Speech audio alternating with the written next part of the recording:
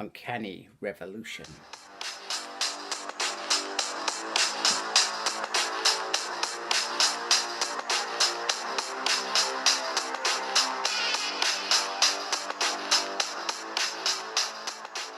Hello and welcome to a Smurp video, and we are looking at Uncanny X-Men book number 2. So on the front you've got the lovely cover from Uncanny X-Men 600. So this series has been all about Cyclops' revolution and him trying to protect mutants. Pretty much everybody else has turned their backs on from them, apart from a select few, after he was possessed by the Dark Phoenix, or he became Dark Phoenix, and he killed his mentor, Professor Xavier. So on the side, we have very nice, Volume 2. And Bendis is obviously the writer. He was writing all new X-Men as well. So there's a few bits in Uncanny X-Men 600 where they tie up some of those loose ends before they start moving on to new volumes. And Secret Wars happened. And then basically, well, Scott's kind of ends after that in Death of X. So this is the moment where Charles Xavier's will and testimony is read out. It's a very, very good story. Probably one of the best. Although the end, it was pretty not lazy. I think it ended well. It just required a bit of time travel. So there's a bit of background. And then this volume collects Uncanny X-Men 19 to 35, 600 and Annual 1, and all new Annual 1, which I'm glad is in this volume, because I was worried that you weren't going to get the two of them together, and they do cross over with each other. And underneath the dust cover we have the Omega Mutant, who I can't even remember his name. That's how much it imprinted on me. And he's pretty much, he can pretty much do whatever he likes. And he pretty much does. In fact, what's that up there? It looks like a hedgehog. And there's Ava Bell. She has an important role to play in this whole saga. She gets lost at one point and ends up going through this whole spell and kind of comes back on herself, and you find out what happened to her. There's a whole moment as well with Beast, which I'll look at towards the end of the book as well, which I really, really did enjoy. And then we got some more art. Beast. There's a collection editor. And on this side, you got obviously Michael Bendis did all of this. And then you got all the artists, etc. Okay, so we start with issue 19. So the first 18 issues are captured in volume 1.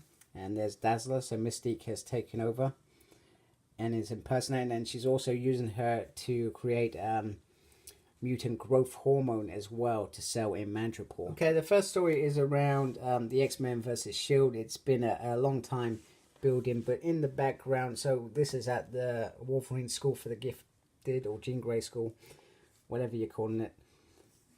And pretty much we learn that Dark Beast is actually taking control of the S.H.I.E.L.D. carrier and pretty much launches this attack, so to speak.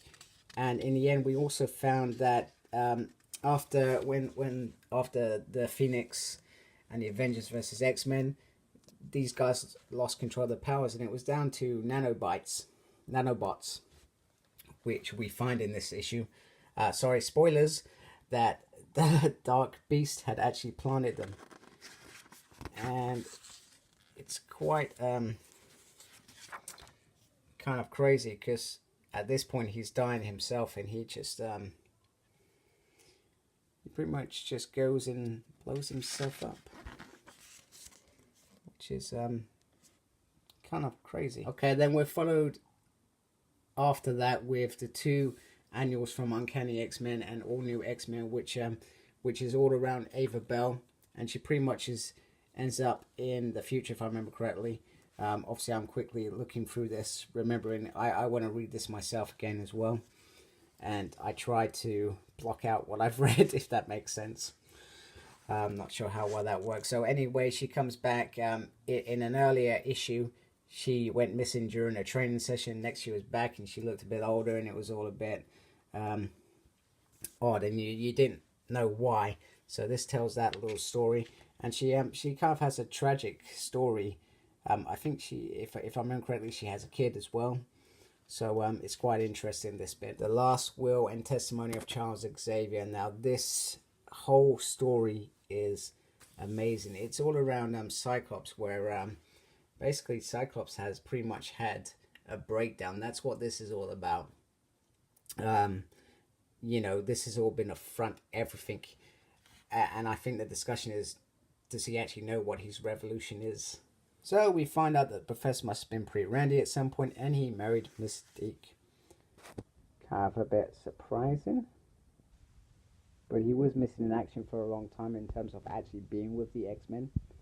So it happened. So we find out that Charles pretty much lobotomized young Matthew so that he doesn't know anything about his power, etc. So I think he wants the X-Men to do what he can and help him. One of the great moments from this series is when nobody will help during this kind of crisis, and Beast realizes that they've all kind of turned on the mutant community and admits that Scott Summers was right. And yeah, in my opinion, he was right. All right, maybe sometimes the way he went around a few things is perhaps a bit iffy, but the whole bit around Hope, that she could restore mutant kind, you know, sums it up. The fact that, you know, everybody had turned on them. He did what he had to keep his people alive during the decimation. Okay, so Scott Summers is trying to help Matthew, and he kind of opens up his mind to him. And well, it starts off with the fact that Charles Xavier could have helped him, and then it goes into the whole, I love how this is done each kind of generation. This is all the bigotry and what they've kind of gone through, and they've gone through a lot, to be fair.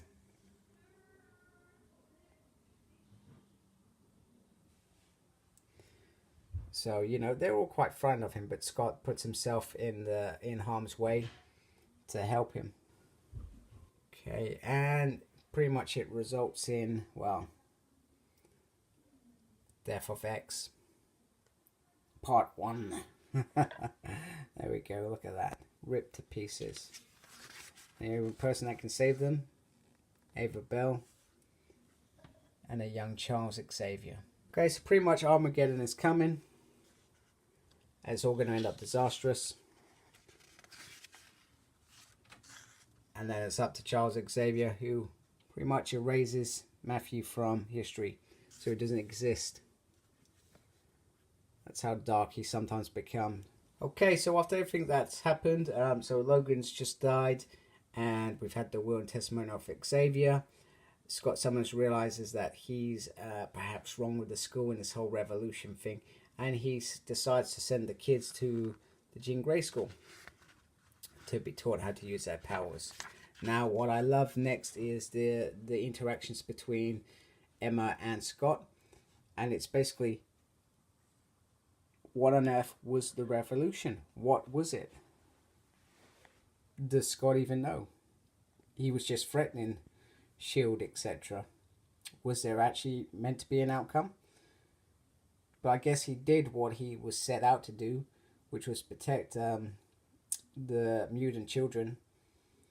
That was his goal, and I guess he succeeded in that part, but I guess the motivations behind it, the way he went about it, he felt perhaps it was wrong. Okay, so the last sort of 5 issues were around wrapping up stories. So we see Kitty and Liana kind of rebuilding their friendship, which is nice. Tesla finally gets some payback on Mystique, who had her captured for this time. The young X-Men from this team get a bit from the spotlight, but it all reverts back when it gets found out that they're mutants and not just superheroes. And they realize that they probably do need a little bit of schooling to help them through, especially after they get badly hurt, shall we say. Well, a little bit. And finally, the X-Men are prepared to talk about the fact that Hank McCoy has been messing with the time stream, and perhaps they should be pulling him up on stuff. And they've kind of let it slide for a long time, and he's been sitting in his judgmental throne of Scott Summers for so long that it was time for a bit of, hey, we're going to bring you back to Earth. The young Bobby and the now Bobby talk about coming out of the closet, and and older Iceman explains how there was so much going on with being an X-Man, and then he met women, and he just never got around to it. Just never felt like the right time to come out. Whereas young Bobby was just mind invaded by, hey, Jean Grey. That bit always, the whole bit annoyed me. It would have been nice if he came out on his own, and then it would have been a bit better. But just to be invaded like that peed me off, because original Jean didn't do that. So why did this Jean, because she's out of place, decide to do that? Yeah, it irritated me. But other than that, it's cool. These two hooking up. It really freaking peed me off. Do you know what I mean? Alright, I understand that we were trying to reinvent the original X-Men a little bit, but they took them so far for themselves. It just felt wrong. And this felt wrong. Do you know what I mean? I still don't get it, because it didn't last 5 minutes. So what was the point? What was the whole point in it? And this is Scott Summers' revolution. Just meeting. Not doing anything. Just mutants meeting. Peacefully. All kinds of mutants. Everywhere. Even Magneto showed up on the steps of Congress. Sorry, I'm from the UK. I don't know what it's actually called. And pretty much he says that Charles Xavier would have loved it, and I like that. That bit really was cool. Meanwhile, Beast is kind of peed off how it all planned up. I think he wanted Scott to fail so he could get whatever it was he's just deserved. And then Ava Bell talks about a trial. So was today the trial, or was it the future? I really do hope we see some form of Beast trial. It hasn't happened yet, but I would find it interesting. I really would. At the back we get some extra covers, which is quite cool, and that's pretty much all you get in terms of extras. I really felt like this could be an omnibus. You got over 35 issues. We've had omnibuses for way less than that. Inside the dust cover we get the usual kind of bio about what's going on. In here we got the White Queen, the Cuckoos, Gold Balls, Ava Bell, the other dude that I can't remember his name, and then we get a little bit about the creators, the artists, which I always dig, and the spine as usual is pretty solid for a smaller book. They do amazing work, I find, with the omnibuses, but to see it in the smaller books as well, it's quite good. And here it is next to volume 1, so you can really see the difference in size compared to the other one. So you got 2 annuals in there, plus the bumper issue 600. So volume 1 has 15 issues. Remember, there's a couple of issues that are tied up in the Battle of the Atom as well. Whereas the second issue actually has a whooping 19. So if you put them together in an omnibus, you got 35 issues. I would hope that they would just include the issues from the Battle of the Atom, or even just including the Battle of the Atom. You could do that as well and really make it a fulfillment, etc. And then you got the 2 annuals, so you could really make a good omnibus out of this series. One thing that I would also recommend is, if you're gonna read this, you probably want to read All New X-Men at exactly the same time And just before this, you want to read A versus X consequences. So this is the bit where Cyclops is in jail and how he breaks out, etc., and what's going on there. So in fact, if they did do an omnibus, they probably want to shove this in the front because that would work perfectly. As well as reading Uncanny X-Men, you probably want to check out All New X-Men, which Bendis actually wrote at the same time. It has, especially in the first volume, it has a couple of key moments around Ava Bell and the X-Men coming to save her, as well as the other team kind of learning about Cyclops' revolution here.